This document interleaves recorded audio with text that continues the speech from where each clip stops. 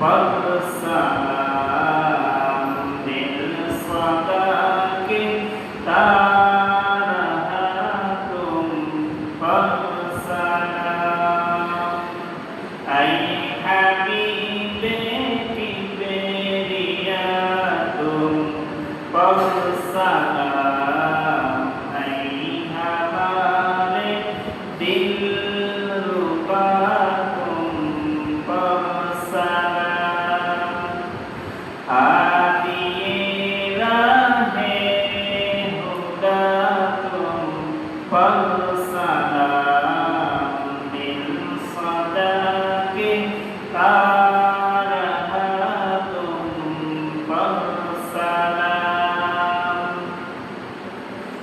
आपकी है शाखिया भाला तरी सर गए अर्शे तरी है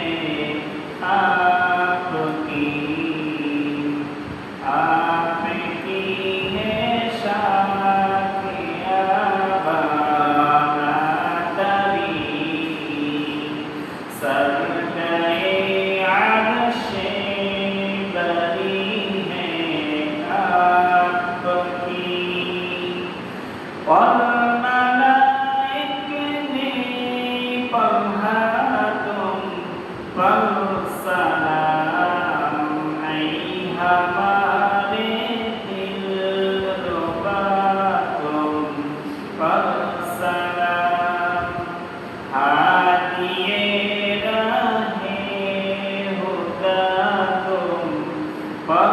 والسلام بالصداق تارهاتم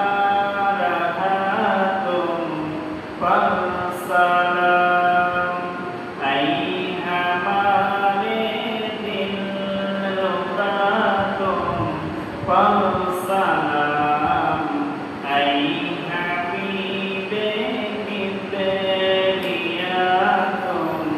والسلام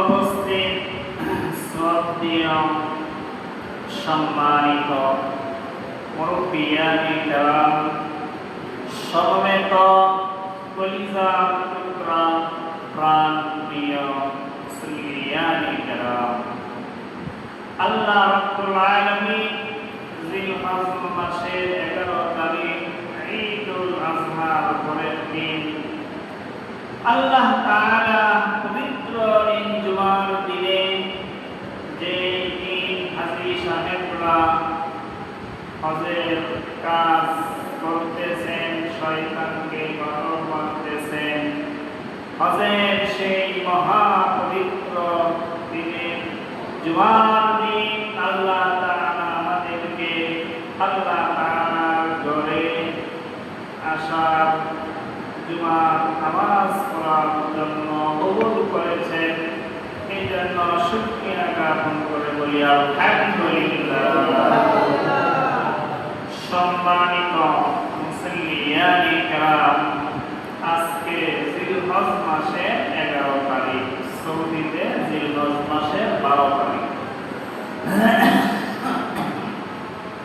হজের মূল কার্যক্রম সৌদিতে আজকে শেষ। আল্লাহ রাব্বুল আলামিন যে ইসলামের 5টি স্তম্ভ নির্ধারণ করেছে সেই 5টি স্তম্ভে অন্যতম একটি স্তম্ভ হলো হজ। এই হজ এবং উমরার ব্যাপারে আল্লাহ তাআলা বলেন ওয়া আতিমুল হজ্জ ওয়াল উমরাতা লিল্লাহ। তোমরা আল্লাহ তাআলা সন্তুষ্টির জন্য হজ এবং উমরা সম্পাদন করো আল্লাহ তাআলা সন্তুষ্টি অর্জনের লক্ষ্যে। এই হজ এবং উমরা যদি করা হয়, বিশেষ করে হজের মাস হজ যারা করতে গেছেন, আল্লাহ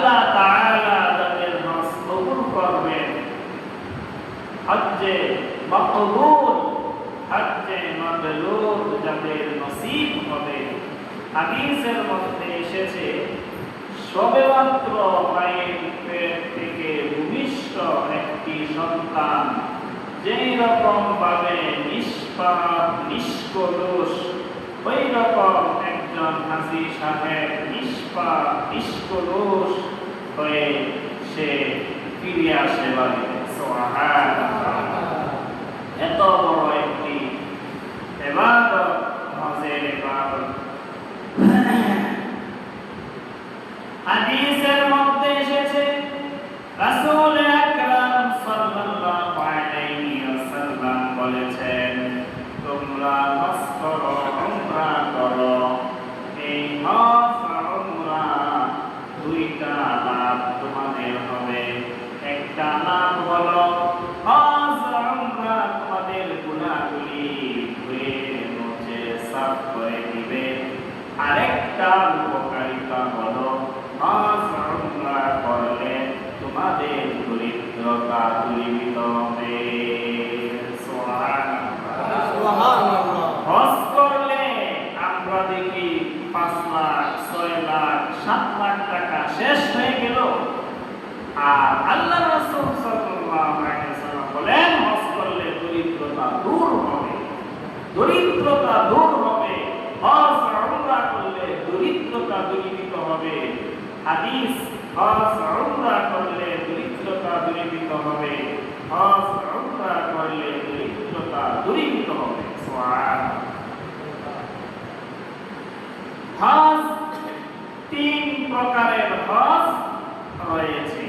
একটাকে বলে হজ্জে ইফরাদ, আরেকটাকে বলে হজ্জে কিরান, আরেক প্রকার হজ এই হজের নাম হলো হজ্জে তামাত্তু। হজ্জে তামাত্তু এই যে হজ, এটা হলো তুলনামূলক সহজ। এই জন্য দেখা গেছে হাজার হাজার হাজী সাহেবরা যারা যাচ্ছে বাংলাদেশের মানুষ হজ্জে তামাত্তু, বেশি মানুষ সবাই প্রায় হজ্জে তামাত্তু নিয়ত করে। হজ্জে তামাত্তু নিয়ত করেই তারা বের হন হজের উদ্দেশ্যে। এই হজ্জে তামাত্তু যারা নিয়ত করে, তারা হজ্জে তামাত্তু যারা সম্পাদন করে, তারা প্রথমে উমরা করে। হজ্জে যারা হজ্জে যায়, হজ্জে তামাত্তু হলো প্রথমে উমরার নিয়ত করে বের হবে। এই উমরার নিয়তে প্রথমে ইহরাম বাঁধা হবে।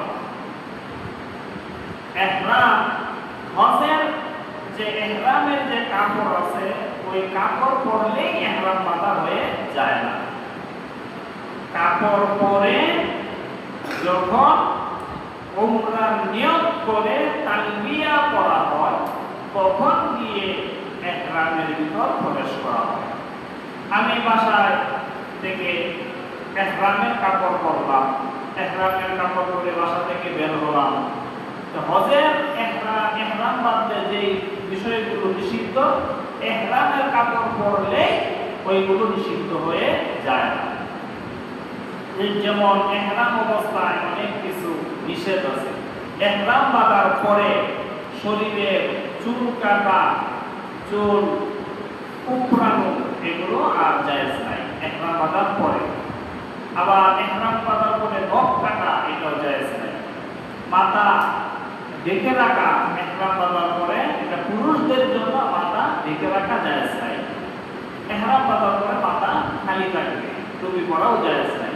মহিলা অবশ্য স্বাভাবিকভাবেই তারা মাথা রাখতে পারবে। পুরুষদের জন্য ইহরামের পরে মাথা, ইহরাম বাঁধার পরে মাথা ঢেকে রাখা জায়েজ নাই। এরকম ইহরাম বাঁধার পরে সুগন্ধি ব্যবহার করা, এটাও জায়েজ নাই। ইহরাম বাঁধার পরে পুরুষদের জন্য সেলাই করা কোনো কাপড়, মোজা, সেলাই করা কাপড় পরিধান করা পুরুষদের জন্য জায়েজ নাই। মহিলারা ইহরাম বাঁধা স্বাভাবিকভাবে যে কাপড় পরে, ইহরাম বাঁধার পরেও এই সমস্ত সেলাই করা কাপড় মহিলারা পরতে পারে, কিন্তু পুরুষদের জন্য ইহরাম বাঁধার পরে কোনো সেলাই করা কাপড় পরা জায়েজ নাই।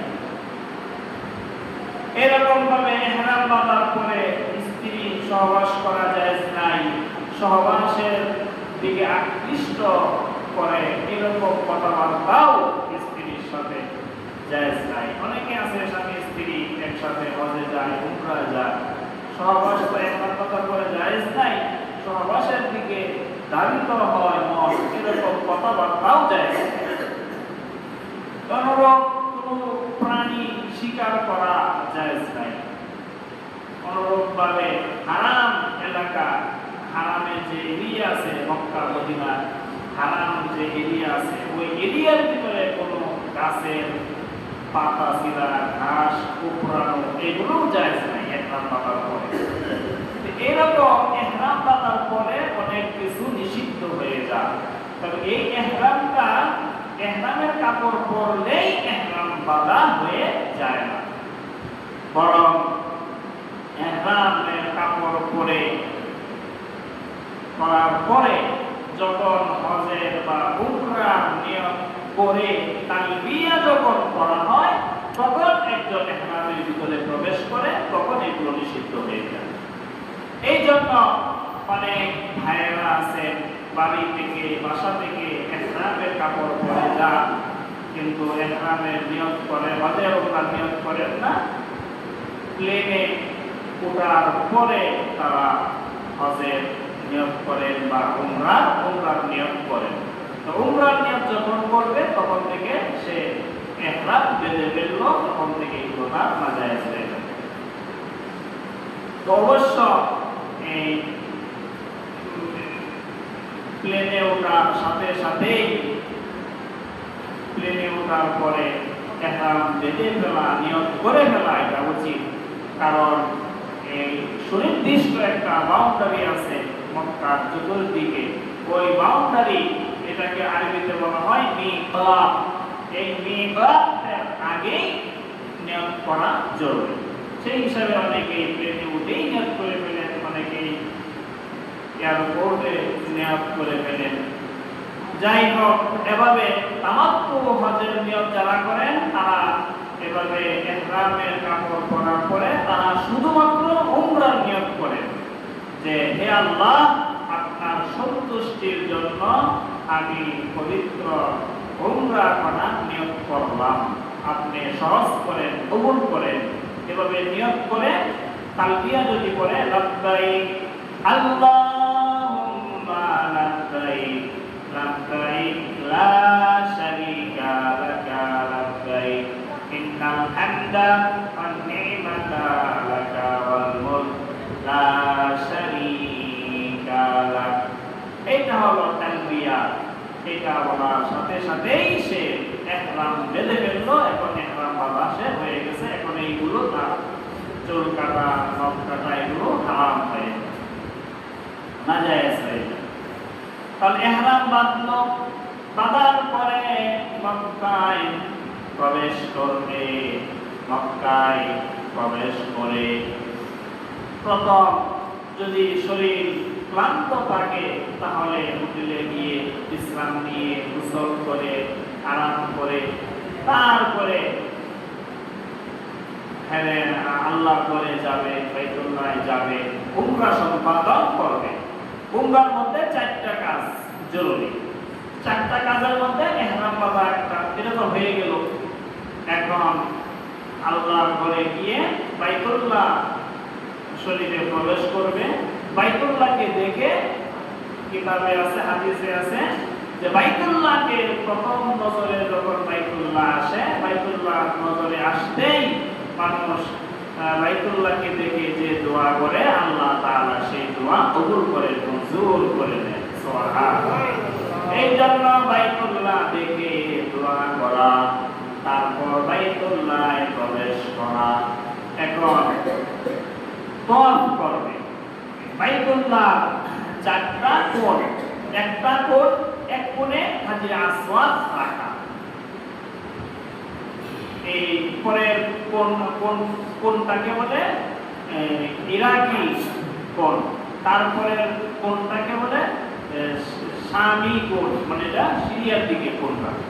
তারপরে আরেকটাকে বলে রুকনে ইয়ামানি, মানে এই কোণাটা ইয়ামান দেশের দিকে, এই জন্য এটাকে বলে রুকনে ইয়ামানি। আরেকটা কোণার মধ্যে হাজরে আসওয়াদ রাখা। রাখা হয়েছে জান্নাতি পাত্র। এই হাজরে আসওয়াদ যেখানে রাখা হয়েছে সেই হাজরে আসওয়াদ থেকে তওয়াফ শুরু করতে হয়। তওয়াফ শুরু করতে হয়, সম্ভব হলে হাজরে আসওয়াদে চুম্বন করে এই তওয়াফ শুরু করবে। চুম্বন করা সম্ভব না হলে হাত দ্বারা স্পর্শ করে বুকে লাগাবে, তারপরে তওয়াফ শুরু করবে। হাত দ্বারা স্পর্শ করা যদি সম্ভব না হয়, বিরক্তের অনেক সময় সম্ভব হয় না, তাহলে দূর থেকে বিসমিল্লাহি আল্লাহু আকবার এভাবে হাজরে আসওয়াদের দিকে ইশারা করে চুম্বন করবে হাত, মানে যেরকম করা করবে হাত দ্বারা স্পর্শ করেছে দূর থেকে এভাবে ইশারা করে বিসমিল্লাহি আল্লাহু আকবার বলে এই যে হাজরে আসওয়াদ থেকে মানে ওই কোণা থেকে ওই কোণার বরাবর থেকে তওয়াফ শুরু করবে। ঘুরে ঘুরে ঘুরে ঘুরে হাজরে আসওয়াদে আসবে, এক চক্কর হবে। আবার এখানে আবার করতে হয়, রমণ করতে হয়। প্রথম 7টা চক্কর দিতে হয়, 7টা চক্কর দিতে হয়। প্রথম 3 চক্করের মধ্যে রমণ করা সুন্নাত। রমণ হলো যে একটু বিরক্তের সাথে হেলে দুলে, একটু স্পিডে হেলে দুলে বিরক্ত প্রকাশ করে চলা, 3টা ঘোরান দেওয়া, এটাকে আরবিতে বলে রমণ। প্রথম 3টা ঘোরান চক্কর এভাবে রমণের সাথে বিরক্তের সাথে দিবে, তারপর বাকি 4টা চক্কর স্বাভাবিকভাবে দিবে। আর ইহরামের যে কাপড়, এটা পরার একটা সুন্নাত তরিকা আছে। তওয়াফের সময় ডান কাঁধ এটা খোলা থাকবে, এই কাপড়টা ডান হাতের বগলের নিচে দিয়ে এভাবে তার বাম কাঁধের মধ্যে ফেলবে, ডান কাঁধ এরকম ভাবে উন্মুক্ত থাকবে। এভাবে কাপড়টা দিয়ে 7টা চক্কর দিবে চতুর্দিকে। 7টা চক্কর দিলে একটা তওয়াফ হয়ে গেল। তাহলে উমরা 2টা কাজ হয়ে গেল, ইহরাম বাঁধা আবার এখন তওয়াফ, এটাকে বলে তওয়াফ। তওয়াফ হয়ে গেল। তওয়াফের পর 2 রাকাত নামাজ পড়া, এটা ওয়াজিব। এটা বাইতুল্লাহর আশপাশে এক জায়গায় সুবিধা মতো 2 রাকাত নামাজ পড়তে হবে, এটা 2 রাকাত নামাজ পড়া ওয়াজিব। তওয়াফের পরে ওই যে সাফা মারওয়া পাহাড়, সেখানে যেতে হবে, যেখানে আম্মা জান হাজেরা পানির জন্য দৌড়াদৌড়ি করছিলেন। সেই সাফা পাহাড়ে প্রথমে যেতে হবে। সেখানে সাফা পাহাড়ে আরোহণ করে বাইতুল্লাহর দিকে গিয়ে দোয়া করা, এটা সব হাজী সাহেবরা দোয়া করে। সেখানে দোয়া করে সাফা থেকে সাই শুরু করা। সাফা থেকে মারওয়া পাহাড়ে গেলে 1 চক্কর হলো, আবার মারওয়া থেকে সাফা পাহাড়ে আসবে 2 চক্কর, আবার মারওয়া পাহাড়ে 3 চক্কর, আবার সাফাতে আসলো 4টা হলো। এইভাবে 7টা চক্কর দিলে একটা, এটাকে আরবিতে বলে সাই। এই 7টা চক্করে একটা সাই পূর্ণাঙ্গ হলো। তাহলে 3 কাজ হয়ে গেল। ইহরাম বাঁধা হয়েছে, তারপরে তওয়াফ হলো, এখন সাই হয়ে গেছে। সাই কমপ্লিট হয়ে যাওয়ার পর এখন হলো মাথা চেঁচে ফেলা, মাথা মুন্ডিয়ে ফেলা। মাথা চেঁচে ফেললে হজের কাজ পুরোপুরি কমপ্লিট। ইহরামও মাথা চেঁচে ফেললে ইহরামও ভেঙে গেল। আগে যেগুলো নখ কাটা, চুল কাটা হারাম ছিল, এগুলো মাথা মুন্ডানোর পরে সব কিছু আবার হালাল হয়ে যাবে। এখন স্বাভাবিকভাবে সেলাই করা, মাথা মুন্ডানোর পরে সেলাই করা কাপড়ও করা যাবে, স্বাভাবিকভাবে সব কিছু করা যাবে। তাহলে উমরা কমপ্লিট হয়ে গেল। তারপর যখন জিলহজ মাসের 7 তারিখ আসবে, তখন এই হোটেলে বা আল্লাহর ঘরের আশপাশে কোথাও আবার হজের নিয়তে আবার ইহরাম বাঁধবে, হজের নিয়ত করবে। 7 তারিখ বা 8 তারিখ, 7 তারিখ হজের নিয়তে ইহরাম বাঁধবে। হজের নিয়তে ইহরাম বাঁধার পরে 8 তারিখ সকালবেলা মিনার উদ্দেশ্যে সবাই মিনার প্রান্তরে গিয়ে জমা হয়। মিনার মিনায় গিয়ে জোহর করবে, আসর করবে, মাগরিব করবে, এশা করবে, তারপর দিন ফজর। এই 5 ওয়াক্ত নামাজ মিনায় সম্পাদন করবে। তারপর 9 তারিখ হয়ে গেল।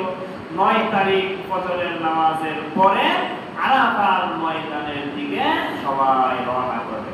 এই 9 তারিখ আরাফার ময়দানে অবস্থান করা এটা ফরজ। এই আরাফার ময়দানে অবস্থান না করতে করতে 9 তারিখ হজেই হবে।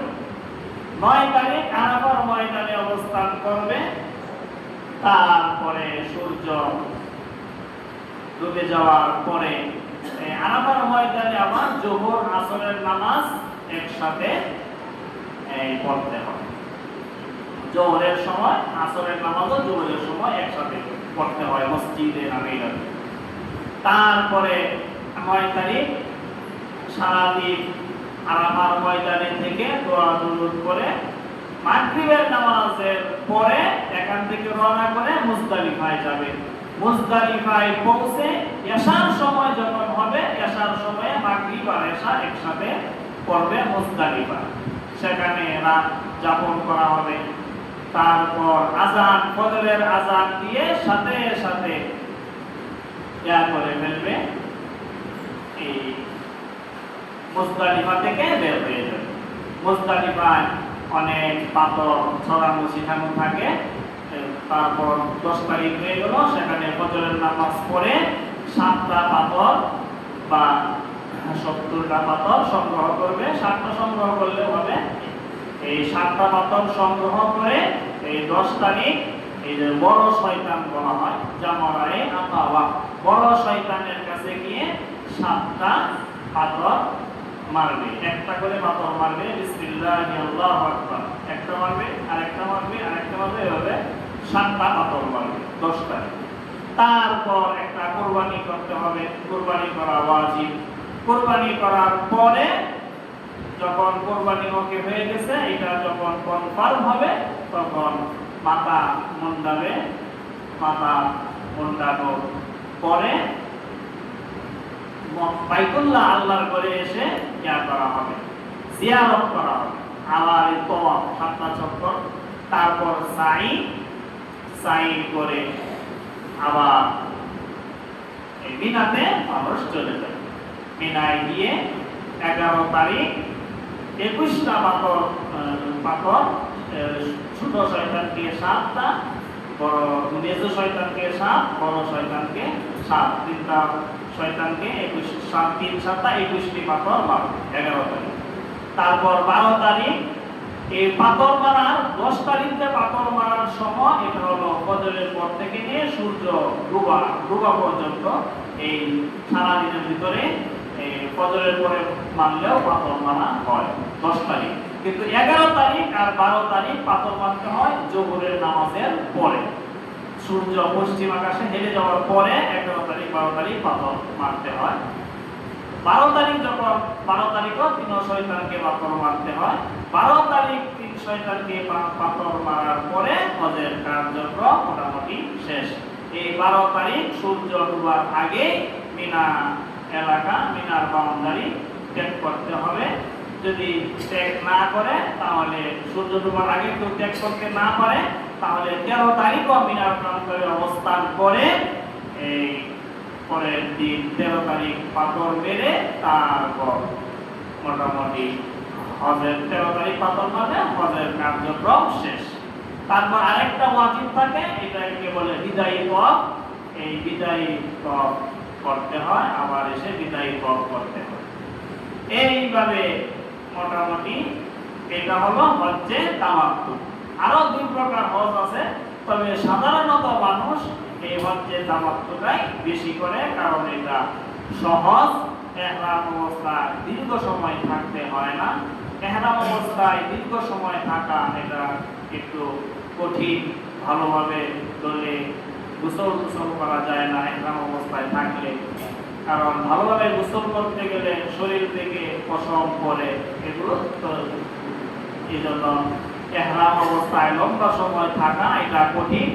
আর হজ্জে তামাত্তুতে লম্বা সময় দীর্ঘ সময় ইহরাম বাঁধা অবস্থায় থাকতে হয় না। এই জন্য মানুষ হজ্জে তামাত্তুই বেশিরভাগ মানুষ করে। এইভাবে হজ আল্লাহ তাআলার ইবাদত, ফরজ বিধান। এইভাবে হজ সহিহ শুদ্ধভাবে হজ করলে শব্দ ভূমিষ্ঠ একটি শিশু যেরকম নিষ্পাপ নিষ্কলুষ হজ সম্পাদন করার পরে একজন মানুষ এইরকম নিষ্পাপ নিষ্কলুষ হয়ে যায়। সুবহানাল্লাহ। তারপর হজ শেষ, তারপর মদিনায় যায়। মদিনা হজের কার্যক্রম তো আর মদিনায় নেই, নবীজির কবর জিয়ারতের জন্য মদিনায় যাইতে হয়।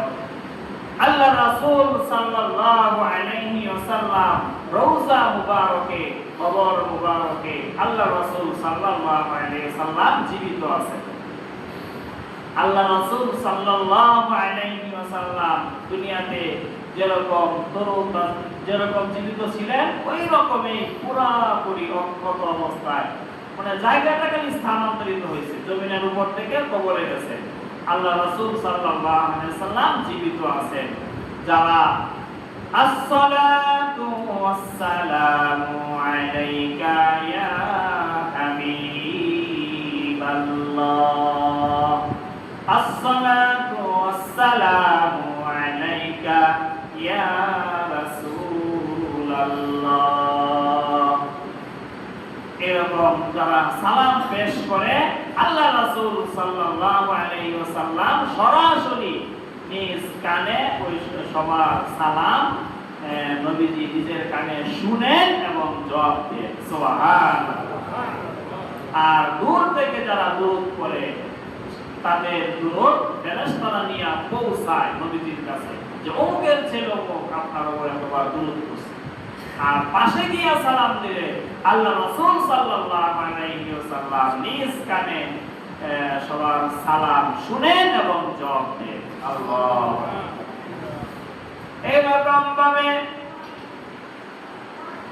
এই মুবারক ইবাদত হজ উমরা, এই হজ উমরা আল্লাহ তাআলা এত বড় সৌভাগ্য দান করেছেন মানুষকে। হজ উমরা যারা করবে আল্লাহ রাসূল সাল্লাল্লাহু আলাইহি ওয়াসাল্লাম বলেন হজ করলে উমরা করলে গুনাহ তো মাফ হবেই। হজ উমরা করলে দুনিয়াবি উপকারিতা হইল, হজ উমরা করলে দরিদ্রতাও দূরীভূত হবে। সুবহানাল্লাহ। দরিদ্রতার ভয়ে আমরা হজ উমরা অনেক সময় করি না, কিন্তু নবীজি বলেন হজ উমরা করলে দরিদ্রতা দূরীভূত হবে। আল্লাহ তাআলা বরকত দেওয়ার মালিক, আল্লাহ তাআলা বরকত দিবেন। এই জন্য সম্মানিত মুসল্লিয়ানে কেরাম অনেক সময় আমরা